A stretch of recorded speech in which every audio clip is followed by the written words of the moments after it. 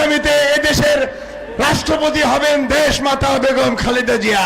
BNP চেয়ারপারসনের উপদেষ্টা সাবেক এমপি ও কৃষক দলের কেন্দ্রীয় নেতা হেলালুজ্জামান তালুকদার লালু বলেছেন, আল্লাহ যদি চান এবং দেশের মানুষ যদি আমাদের উপর আস্থা রাখেন, তাহলে আগামী দিনে দেশের রাষ্ট্রপতি হবেন দেশমাতা বেগম খালেদা জিয়া এবং প্রধানমন্ত্রী হবেন এ যুগের শ্রেষ্ঠ সন্তান তারেক রহমান, ইনশাআল্লাহ। এদেশের প্রধানমন্ত্রী হবে এদেশের এ যুগের শ্রেষ্ঠ সন্তান জনাব তারেক রহমান।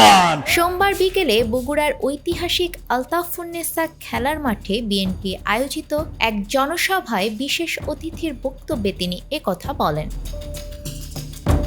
হেলালুজ্জামান তালুকদার লালু বলেন, আগামী নির্বাচনে আমাদের বাংলাদেশ জাতীয়তাবাদী দলকে নিরঙ্কুশ সংখ্যাগরিষ্ঠতা অর্জন করতে হবে। এজন্য আমাদেরকে ধৈর্য ধরতে হবে।